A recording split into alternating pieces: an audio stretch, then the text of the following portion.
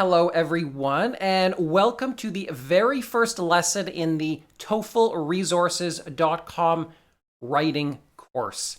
Now, today we're going to get started by talking about the three main styles of questions you might get in the independent writing section of the TOEFL. Now, some of you might be thinking, hey, I already know what these questions look like. I don't need this lesson. Well, I do encourage you to stick around. Basically, there is a lot of incorrect information out there about the independent writing section of the test. A lot of textbooks, including the official guide, are a little bit misleading when it comes to this question type. So do stick around. The lesson's pretty short, so it's not going to be a waste of your study time. All right, so to quickly summarize what we're going to do today, first of all, we're going to learn about those three question styles. Along the way, I'm going to talk about recent changes to these questions. Then I'm going to give you some obsolete question styles, which you're probably not going to get on the real test, but that do show up in a lot of books. Then I'm going to talk about the actual topics and subjects of the questions. Last but not least, I'll give you some homework and further reading you can do before you start the next lesson in this course. All right, so let's get started by talking about the most frequent question style. That's the agree-disagree style. Take a look at the left-hand side of your screen for a classic example of this question style. It always starts with a question. Do you agree or disagree with the following statement? And then it gives you a statement of fact about some aspect of the world. In this case, it goes like this. Overall, the widespread use of the internet has a mostly positive effect on life in today's world. And then it has the same thing pretty much every time. Use specific reasons and details to support your opinion. Now, that's the classic style. You have a very good chance of getting a question that looks a lot like that. But take a look at the right-hand side of your screen now. This is a more recent style, which has been showing up probably since about 2018. It starts the same with the same question. And then, just like the old style, it has a statement of fact about the world. And then it has that use specific reasons stuff. But then it has a couple of new sentences at the end. It goes like this. Make sure to use your own words. Do not use memorized examples. Now, don't panic if you see that. It's nothing really important. It's just telling you don't plagiarize. It's telling you not to use a personal example that your teacher had you memorize before the test. It's still okay to use your own personal examples that you think of actually at the test center, but you're not supposed to plagiarize someone else's ideas. Now, I'd say you probably have about a 50% chance of seeing this warning. And then you have a 50% chance of just seeing the totally old style question. But again, they're pretty much the same. All right, let's move on to the second style, which I think is the second most frequent. This is the multiple choice style. Again, take a look at the left-hand side of your screen for a classic version of this. It starts with a simple question. Which do you think is the most important reason to attend college or university? And then it gives you 3 or 4 options. In this case, you've got new experiences, career preparation, and increased knowledge. And then it ends kind of like the first style. Use reasons and examples to support your answer. That's it. You just pick one of these, you write the essay about it. In the next few lessons, I'll tell you how to actually write those essays. But now take a look at the right-hand side of your screen. You'll notice right away that this is quite different. Instead of just having a simple question, you've got pretty much a whole paragraph here. If you want to read it, just pause the video. The question still comes at the end, but you really do need to read these first few sentences before you can actually understand what the question is asking. So it's a little trickier. And the 30 minutes you get to write, it's ticking away as you actually read the question. So, it gives you a little bit less time to write your essay. Not only that, but the options given are much longer. Here, the options given might be an entire sentence or a pretty long sentence fragment. Whereas in the old style, you might get one word or two words. And just to make things even longer, I've added in that warning about memorized examples, which you might get here.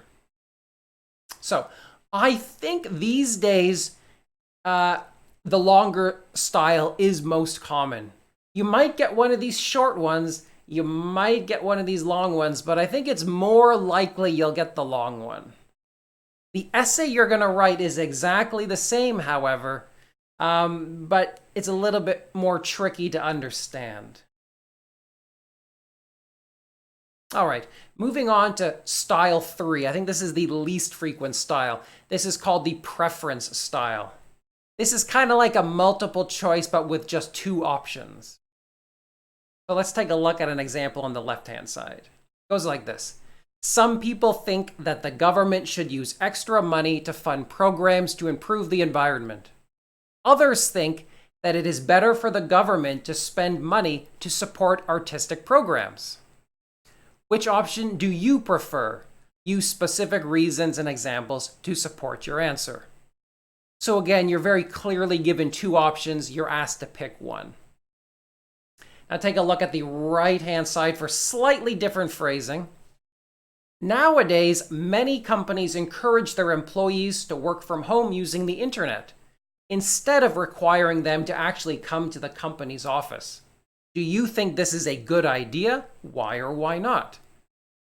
Use specific reasons and examples, blah, blah, blah. Don't use memorized examples. So the phrasing here is a little bit different. It's asking, do you think this is a good idea? It's still your preference. You still have just 2 options to choose from. Basically, working from home or going to the office.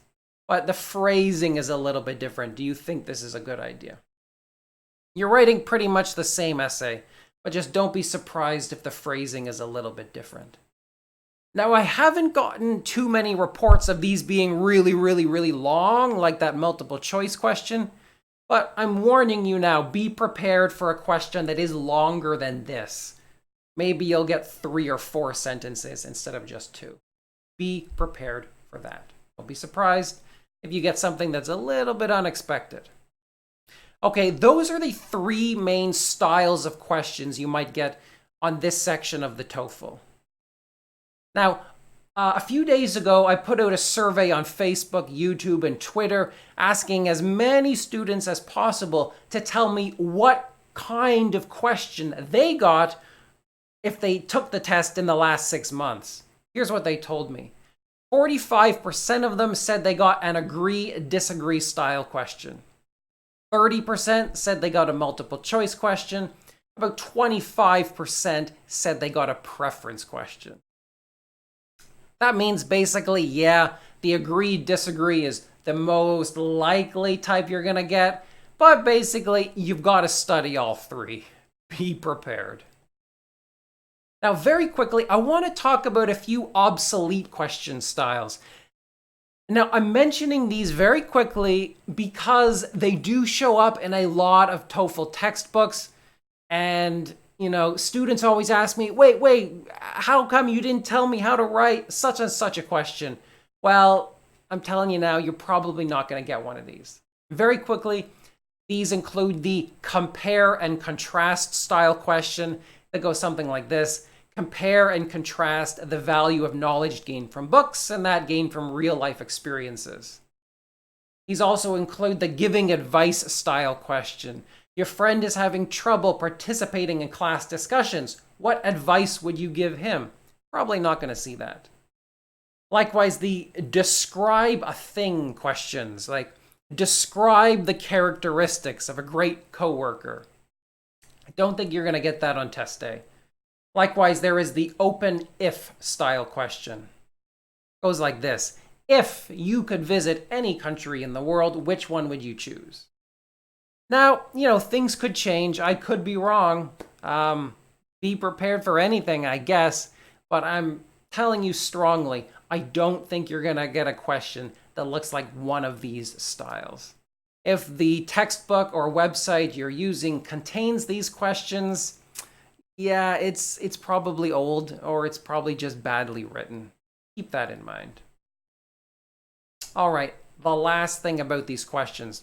The students always ask me, what are the questions about? I mean, they could be about anything, right?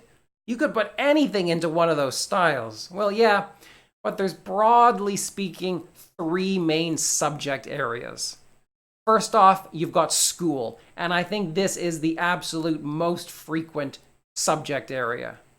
So you might get questions about things like picking classes. You might get questions about teaching styles or styles of learning or working with classmates. You might get questions about picking academic skills, that kind of stuff. Stuff that relates to what you do in class or on campus. You might also get questions related to work.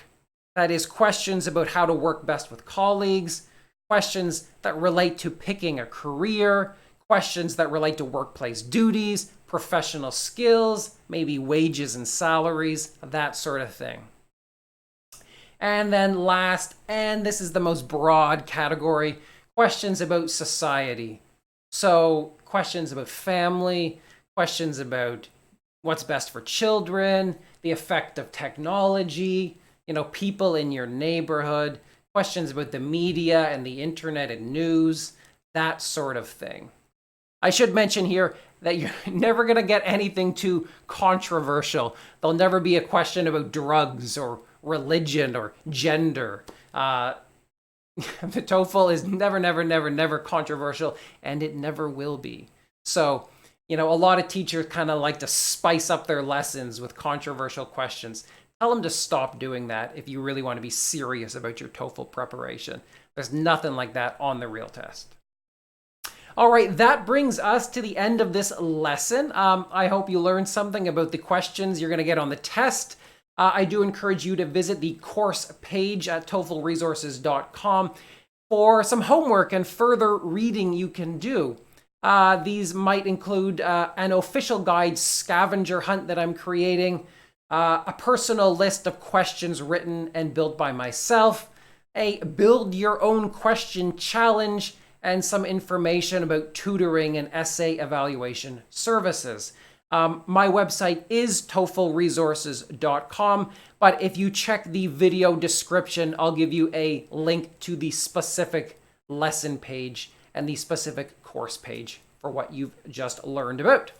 All right, guys, that's it for now, but I hope you will check out the next lesson as soon as you can. Take care and goodbye, guys.